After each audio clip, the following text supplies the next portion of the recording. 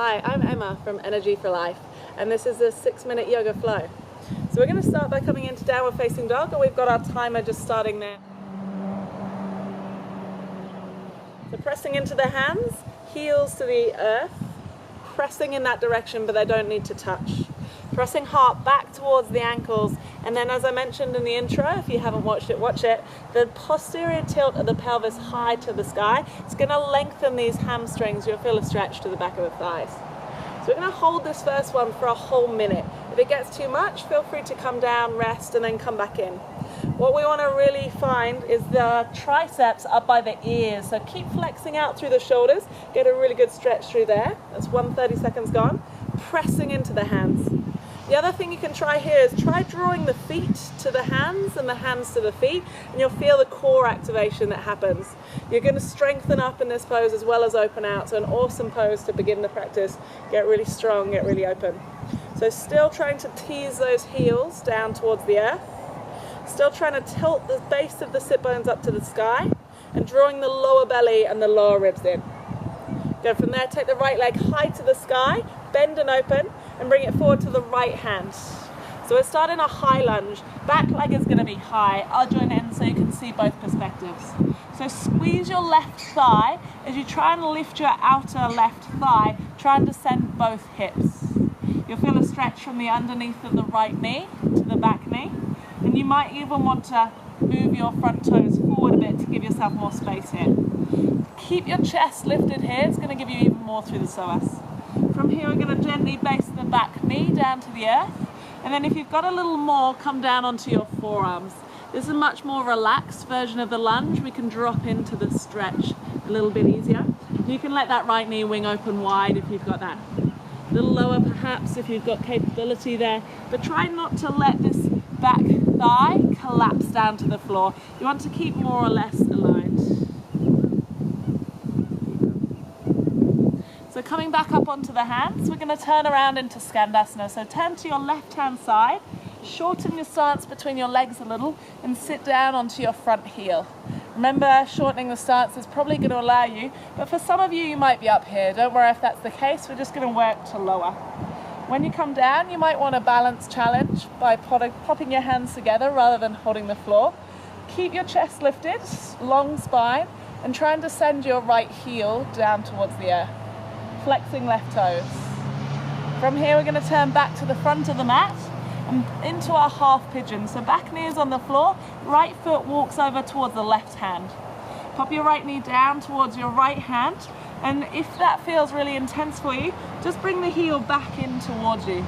The more tight the angle of the knee, the shin here, the less intense it's going to be. When you find something that suits you, walk your back knee back and coming down to lay down onto the floor.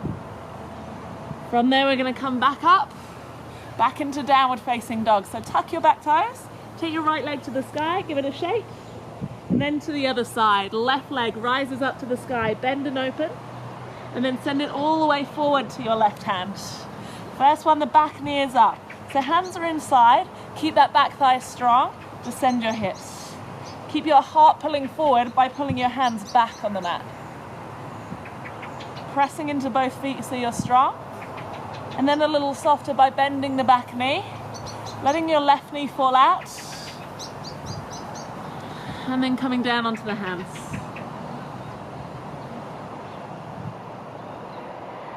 Breathe nice and slowly and deeply through these poses if you can. It really facilitates an opening in your muscles when your breath is really calm.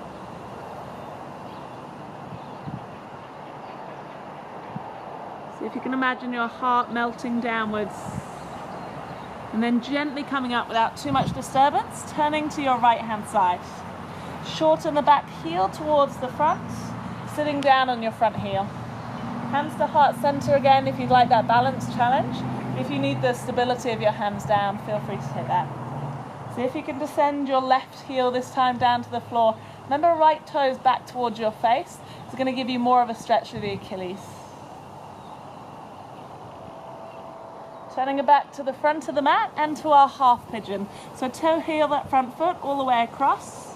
And then if you need to, bring it backwards Remember, really important, there's no strain in the knee, there's no muscles there we want to stretch and open. It will only be harming the ligaments if you feel it tight and contracted there. So only go as far as feels good. Laying down, and again, come back to that calm, soft breath. Imagining your heart softening to the earth. When you're ready, we'll come back up to downward facing dog, left leg to the sky, little shake out. And then just a downward facing dog again. So pedaling one heel to the earth, nice and gently, then the other.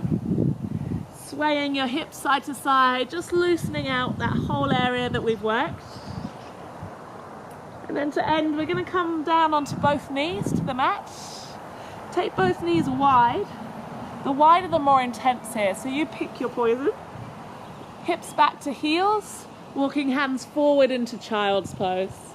Forehead gently comes down to the mat. And the last few long and deep breaths, sinking hips to heels. And just letting your whole body melt here, softening into the mat.